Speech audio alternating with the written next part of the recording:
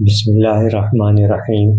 الصلاۃ والسلام علیک یا رسول اللہ وعلی آلک و اصحابک یا حبیب اللہ۔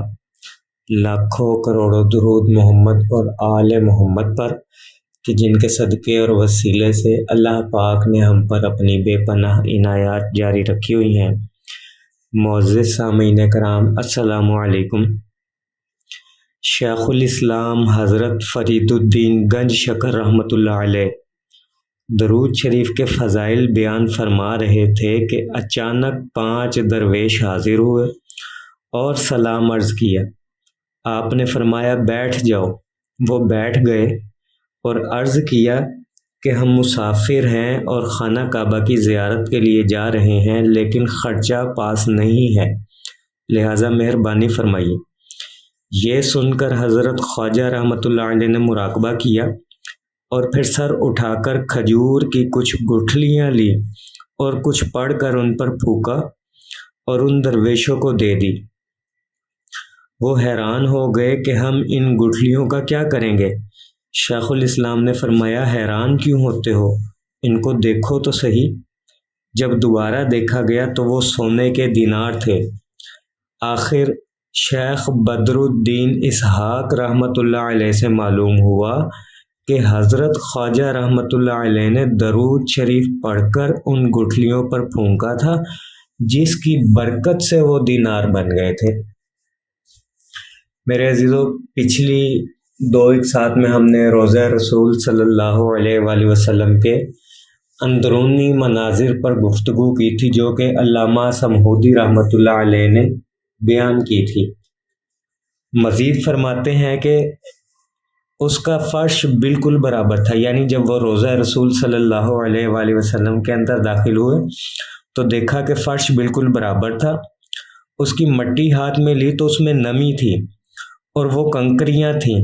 قبر شریف کا کوئی اثر مجھے نہیں ملا، البتہ حجرے کے وسط میں ایک جگہ معمولی اونچائی سی تھی، ایسا معلوم ہوتا تھا کہ وہی قبر رسول ہے، کیونکہ اپنے خیال کے مطابق لوگ اسی سے بطور تبرک مٹی اٹھا رہے تھے، حالانکہ وہ قبر عمر ہے، کیونکہ امام شافعی رحمۃ اللہ علیہ کے قول کے مطابق رسول پاک صلی اللہ علیہ وآلہ وسلم کی قبر قبلہ کی طرف دیوار میں لحد میں ہے۔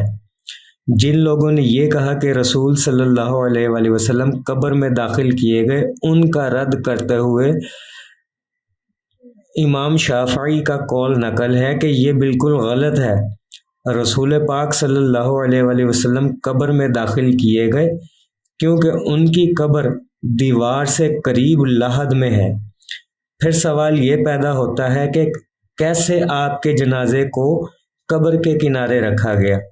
سید سمہودی رحمۃ اللہ علیہ کی روایت میں غور و فکر کے بعد پتہ چلتا ہے کہ روضہ انور کے فرش کی اونچائی اور 4 دیواری کے باہر فرش کی اونچائی میں تقریباً 1.5 ہاتھ کا فرق ہے، یعنی جو روضہ رسول صلی اللہ علیہ وآلہ وسلم کا فرش ہے اور اس سے باہر مسجد کا جو فرش ہے، اس میں تقریباً اونچائی کے لحاظ سے 1.5 ہاتھ کا فرق ہے، یعنی روضہ کا فرش نیچا اور باہر کا فرش اونچا تھا۔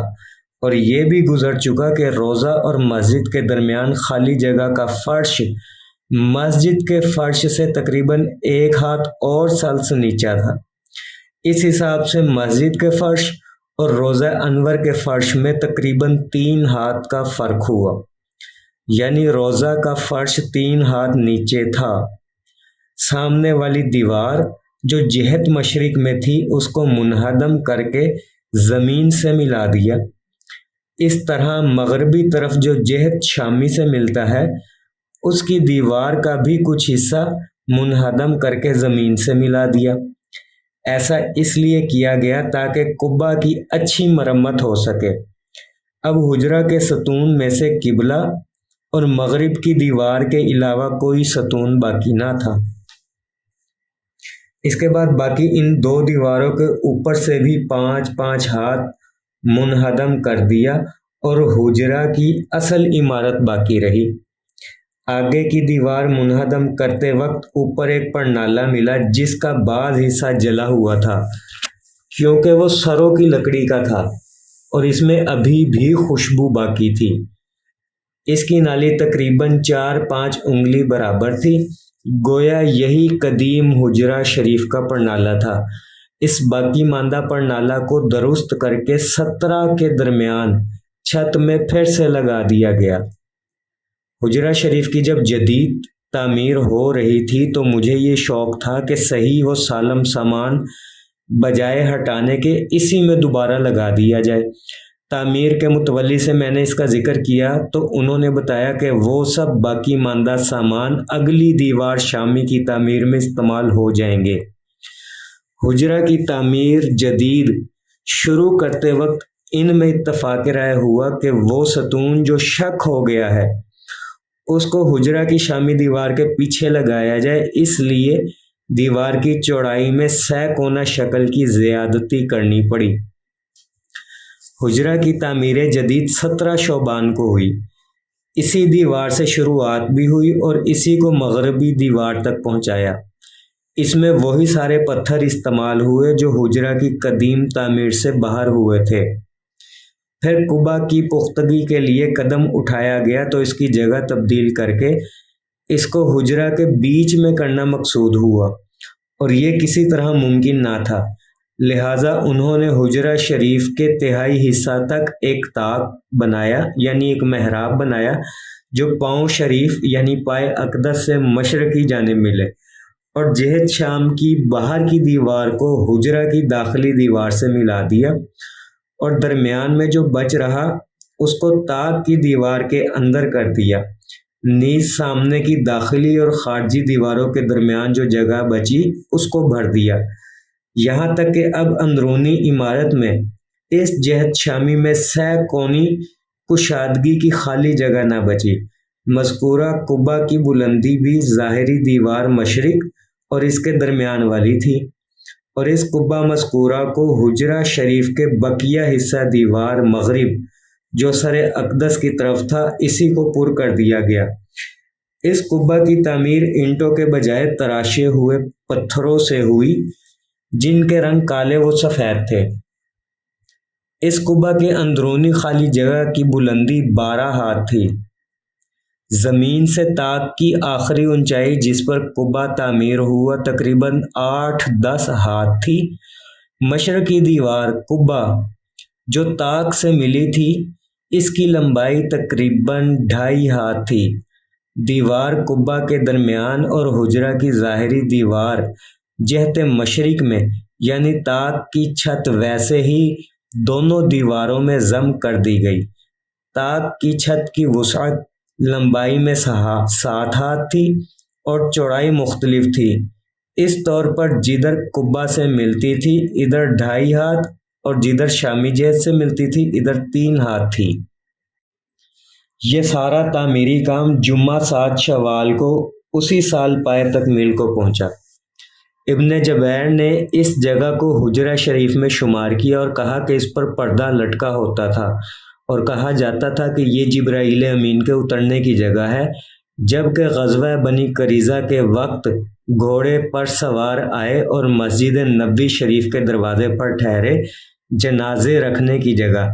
جبرائیل کے چہرے پر غبار تھا، اسی سبب سے اس کا نام باب جبریل پڑ گیا، کیونکہ ان دنوں جنازے رکھنے کی جگہ مسجد میں کوئی دروازہ نہ تھا۔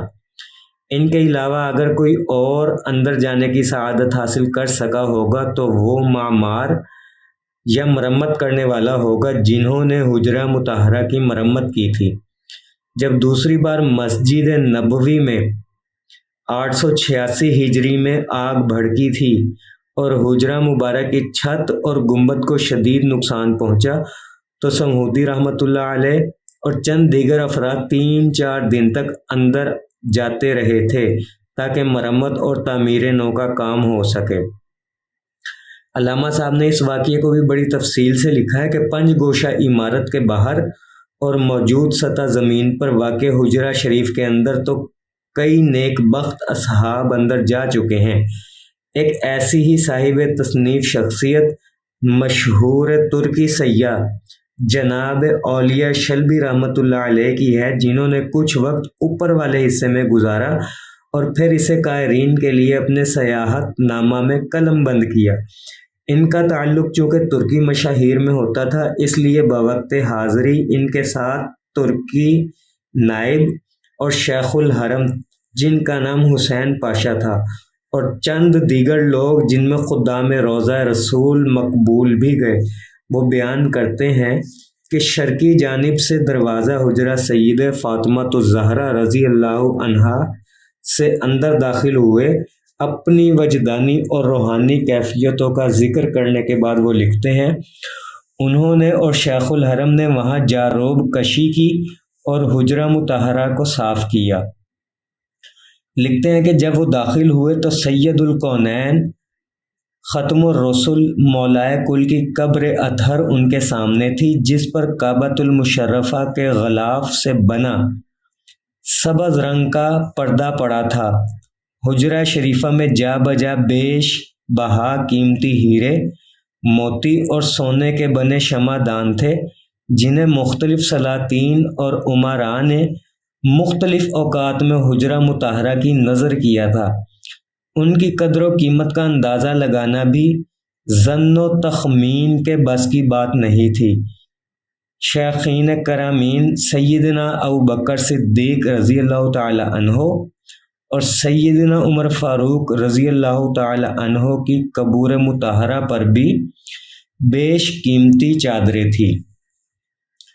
میرے عزیزو، یہ مختصر سا تعارف تھا، یہ یقیناً آپ کے لیے مشکل لگا ہوگا اور آپ کو سمجھ نہیں آ رہی ہوگی، لیکن امید ہے کہ اس ساری باتوں کو سوچتے وقت اصل یہ بیان کرنے کا مقصد یہ تھا کہ آپ کے اندر ایک تصور، آپ کے دل و دماغ میں ایک تصور قائم ہو کہ روضہ رسول صلی اللہ علیہ وآلہ وسلم کے اندر کے مناظر کیا ہے۔ اور ظاہری سی بات ہے، جب ایک انسان یہ پڑھتا ہے یا سنتا ہے یا لکھتا ہے تو اپنے ذہن میں ایک خاکہ بھی بنا رہا ہوتا ہے کہ قبر مبارک ایسی ہوگی یا اندر کا منظر ایسا ہوگا۔ تو جب یہ چیزیں آپ کے دل و دماغ میں بیٹھیں گی تو یقیناً آپ میں عشق رسول صلی اللہ علیہ وآلہ وسلم جدت اختیار کرے گا، بڑھے گا، اور آپ میں درود پڑھنے کی محبت بڑھتی جائے گی۔ دعا گو ہوں کہ اللہ پاک ہم سب کو درود شریف پڑھنے، پڑھوانے، لکھنے، لکھوانے اور اس کی اشاعت و تبلیغ کرنے والا بنائے۔ صلی اللہ علی محمد، صلی اللہ علی محمد، صلی اللہ علی محمد۔ السلام علیکم۔